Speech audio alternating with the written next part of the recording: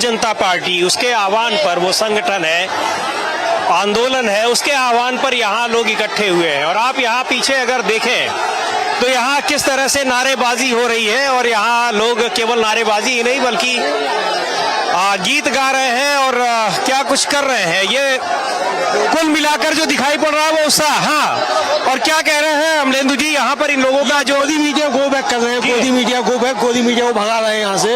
तो ये गोदी मीडिया गो बैक किया जा रहा है। बहुत ज्यादा नाराजगी गोदी मीडिया को लेकर, ये नाराजगी जो मेन स्ट्रीम मीडिया, जो टीवी चैनल है, उनको, उनसे नाराजगी है, उनसे गो बैक के नारे लगे। हाँ, उनके गो बैक के नारे लग रहे हैं। बहुत ज्यादा नाराजगी जो है वो गोदी मीडिया से दिखाई पड़ रही है। जबरदस्त नारेबाजी हो रही है, गोदी मीडिया गो बैक कर। हाँ, और उनको यहाँ से एक तरीके से भगाया जा रहा है। पुलिस वाले हालांकि प्रोटेक्ट कर रहे हैं, लेकिन उनके खिलाफ जो नाराजगी है तो ये दिखाई पड़ रही है कि ये नाराजगी किस कदर है।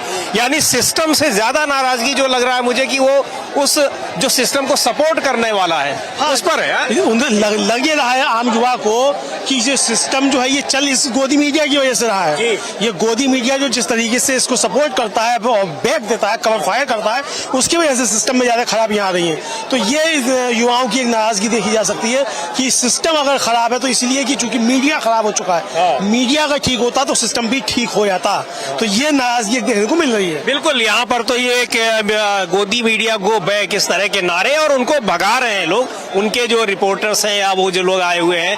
तो ये एक जो गुस्सा है, नाराजगी है, और काफी ज्यादा वहां पर एक दिखाई पड़ रहा है कि पुलिस वाले भी हैं और मीडिया के लोग हैं। बहुत ज्यादा भीड़ लगी हुई है राजीव जी। बिल्कुल, देखिए लगातार यहाँ गोदी मीडिया के खिलाफ नारेबाजी हो रही है। और ये मैं एक बहुत कंसर्न पेरेंट हूँ। मेरा बेटा अभी बोर्ड की क्लास का पेपर देगा, तो मुझे बस यही, मैं वरीड हूँ कि कहीं आगे जाके इस साल का जो बैच होगा कहीं उनको भी OSM 10th में जाएगा वो, तो OSM में कहीं उसको भी ये प्रॉब्लम फेस करनी पड़े। और वैसे भी जैसे पेपर लीक हो रहे, तो मैं तो बहुत वरीड हूँ अपने बच्चे के फ्यूचर को लेके। तो इसलिए मैं पूरा कॉकरोच जनता पार्टी के साथ हूँ। वर्किंग है आप? नहीं, मैं भी खुद क्लासेस लेती हूँ। या आई टेक ट्यूशंस। ये मतलब किस तरीके से, यानी जो लोग बच्चों को लेकर परेशान है, आप ये बता ही रही हैं, उसके अलावा बहुत सारे रिटायर्ड लोग, युवा जो पीड़ित है वो तो है ही है, लेकिन फिर वही बात कहेंगे राजीव जी, हमारे पीछे ही जो चल रहा है ये दिखा रहा है कि केवल सिस्टम नहीं, उस सिस्टम का जो सपोर्ट सिस्टम है उसके खिलाफ भी लोगों की कितनी नाराजगी। बिल्कुल वो यही सबसे बड़ा मतलब जो चिंता का कारण है वो ये है कि सही चीजें पहुंचाई जाएं। अगर जो सच है उसको अगर दिखा दिया जाए तो आज ये नाराजगी नहीं होगी। क्या आपने कभी ये नाराजगी देखी थी? आज से 10 साल पहले ये नाराजगी देखी थी।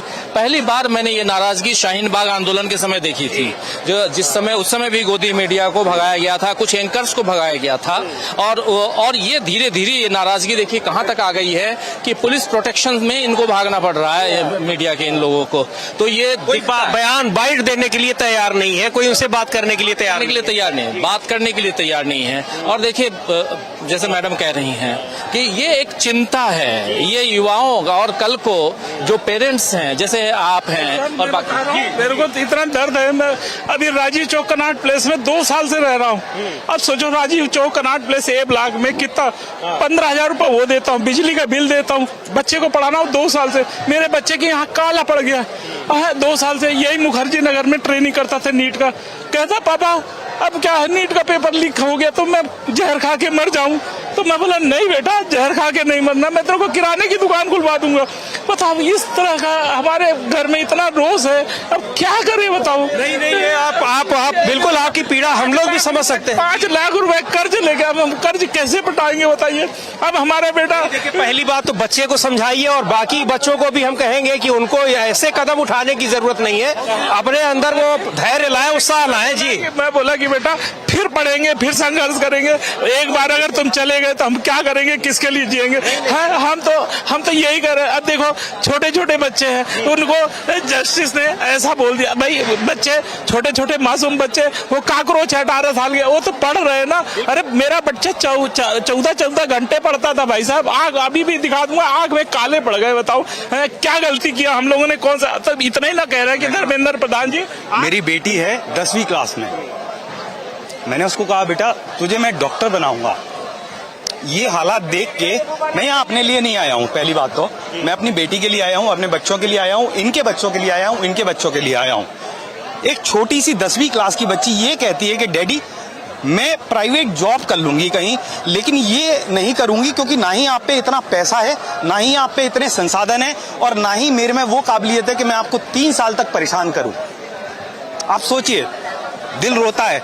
मैं शायद गार्ड की नौकरी कर लूंगा इस चीज के लिए कि मेरे बच्चे का भविष्य अच्छा हो, लेकिन भविष्य का कोई आधार ही नहीं है। आधार होना चाहिए। भाई साहब, मैं भारतीय जनता पार्टी का कर्मठ कार्यकर्ता हूँ, ऐसा नहीं मेरे पास कार्ड भी है, पर भारतीय जनता पार्टी के खिलाफ मैंने कभी नहीं बोला। आज अपने मेरे बेटे के साथ ऐसा घटना घट रही है तो मेरे को बोलना बहुत, मैं अपने परिवार को अगर नहीं लेकर रहूंगा तो किसके साथ रहूंगा बताइए। आज ये स्थिति है कि ये अंजना ओम कश्यप है, देखो कैसे कैसा बयान देती है। इसको ऐसे बयान देना उचित है बताओ? है ऐसे बयान दे रही। ये देखो मोदी मीडिया, आज देखो मोदी मीडिया का हम लोग इसलिए बहिष्कार करते हैं कि 4,500 करोड़ रुपए भारतीय जनता पार्टी मोदी मीडिया को देता है, तो उन्हीं के पक्ष में बोलेगी। कभी भी युवाओं के पक्ष में कभी भी नहीं बोला। 3 साल की बच्ची के साथ रेप हो गया, कभी नहीं बोला।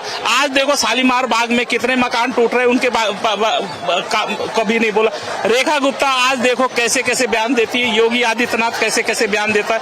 तो ये सब चीजें अच्छी चीजें नहीं है। ये चीजें राजीव जी अब समझ में आप लोगों को भी आ रहा होगा जो देख रहे होंगे कि क्या कुछ चल रहा है। ऐसा नहीं कि खाली शिक्षा के अलावा भी जो कुछ कर रहा है। और सबसे बड़ी बात यह कि सरकार को लगता है कि वो कुछ मीडिया के जरिए, जिनका यहाँ विरोध हम लोग देख रहे हैं, उनके जरिए लोगों को ये समझा देगी कि वो जो कर रही है सही कर रही है। लेकिन मुझे लगता है कि आज की ये चेतावनी बहुत बड़ी चेतावनी है सरकार, बहुत बड़ी चेतावनी है। और देखिए अलग अलग ऐसे लोगों की पीड़ा ये हैं सब पेरेंट्स हैं, सब अपने बच्चों के लिए। और भी कई लोग मिले जो कह रहे हैं कि हम अपने बच्चों के लिए आए हैं, उनके भविष्य के लिए आए हैं। तो ये एक चिंता का विषय है और इसको सोचना चाहिए, मोदी सरकार को सोचना चाहिए। और इस बीच कुछ जो भी कार्यकर्ता हैं, जंतर मंतर से जुड़े हुए हैं, आप सभी को सूचित किया जाए अभी द्वारा प्रोग्राम समाप्ति की घोषणा कर दी गई है। ये अनाउंसमेंट है कि प्रोग्राम समाप्ति की घोषणा कर दी गई है, इसलिए सीजेपी के कार्यकर्ता यहाँ से जाए। वो इधर पूरी पुलिस का जमावड़ा जिस तरह से बढ़ रहा था तो लग रहा था कि अब उनको कहा जा रहा है कि अब आप खत्म करिए। हाँ, ये खैर, लेकिन यहाँ पर जो भी प्रोग्राम समाप्ति की घोषणा भले हो गई हो, लेकिन यहाँ पर जो जमावड़ा है और जो बता रहा है, यहाँ पर जिस ढंग से लोग इन लोगों की बातें सुन के साफ समझ में ये बात तो आ रही है कि पेरेंट्स के अंदर भी डर है और साथ साथ युवाओं छात्रों के अंदर डर है। अब देखिए एक मम्मी मिली थी जो डीबी लाइव को काफी देखती भी हैं, वो कह रही थी कि अगले साल मेरा बच्चा एग्जाम देगा और मैं अभी से डरी हुई हूँ कि OSM के जरिए अगर मार्किंग हुई, ऑन स्क्रीन मार्किंग जो है, उस हिसाब से अगर मार्किंग हुई तो मेरा बच्चा क्या नंबर लाएगा मुझे पता नहीं। वो डर अभी से हो गया है, इसलिए क्योंकि उसमें घोटाले हो रहे हैं। घोटाले हो ना हो, लेकिन उसमें खामियां हैं और इन खामियों को ही तो दूर करने के लिए लोग बात कर रहे हैं। चाहे कांग्रेस जनता पार्टी की तरफ से हो, चाहे और भी दूसरे ढंग से हो, जिस भी ढंग से हो, लेकिन एक आवाज तो उठ रही है ना। ये आवाज संगठन यहाँ दिख रहे हैं, उनके ISFI है और भी कई सारे संगठन के लोग दिख रहे हैं। वही मेन मुख्य बात यही है, आवाज जो उठ रही है। हाँ बिल्कुल वही, इसलिए क्योंकि ये आवाज उठनी चाहिए। आवाज नहीं उठेगी, आवाज जाएगी नहीं। देखिए ऐसा नहीं है कि आवाज नहीं उठती रही है, आवाज उठती रही है। अलग अलग समय में अलग अलग मंचों से आवाज उठती रही है, लेकिन ये आवाज शायद दूर तक जाए, ये दिखाई दे रहा है। एक अच्छी चीज यहाँ पर दिखी कि पुलिस की व्यवस्था चाक चौबंद थी, किसी ने किसी को रोका नहीं और पुलिस वाले भी चुपचाप। पूछा गया कुछ हमारे साथियों ने जब पूछा कि पुलिस वालों से ही, तो उन्होंने कहा कि नहीं, हमको कहा गया है कि शांतिपूर्ण आप यहाँ सिर्फ रहो, कोई अव्यवस्था न हो वो देखो, बाकी अपनी तरफ से कुछ भी करने की जरूरत नहीं है। तो इसलिए आप देखिए कि कोई भी पुलिस वाला आपको कहीं परेशान करता हुआ नजर नहीं आएगा। हर पुलिस वाले जो हैं वो आपको आपकी मदद करते हुए नजर आते हैं, परेशान करते हुए नजर आते हैं। हर पुलिस वाले साथ दे रहे हैं भाई साहब, क्योंकि उनके भी बच्चे, वो भी अभी देखो प्रधानमंत्री ऑफिस चले जाओ, जो सेवा तीर्थ है वहां पर पुलिस वालों को कैसे रखा गया, 43 डिग्री सेंटीग्रेड में ऐसे छोड़ दिया गया, ना उनके ऊपर कोई चीज की किसी मतलब ये लोग मानवता के खिलाफ है। ये लोग, हम कहते हैं हाँ, ये मानव।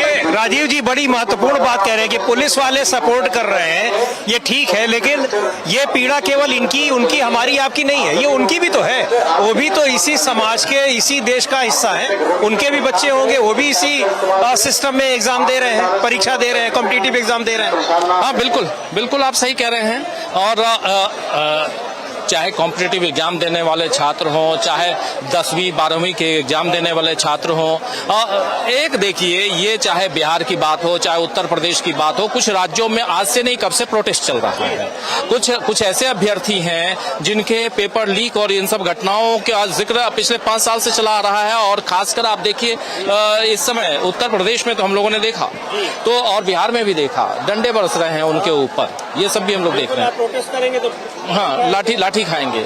लेकिन ये प्रोटेस्ट कहीं ना कहीं ये बताता है, दिखाता है कि एक शांतिपूर्ण प्रोटेस्ट किया जा सकता है। पहली बात ये, प्रशासन का भी साथ है इसमें। प्रशासन का साथ इस ढंग से है कि प्रशासन ने लाठियां बरसाने का या वाटर कैनन का यहाँ इंतजाम नहीं किया था, शांतिपूर्ण ढंग से। और अभी बताया जा रहा है कि अभिजीत दिपके ने समाप्ति की घोषणा कर दी है, अब आप लोग जाइए यहाँ से।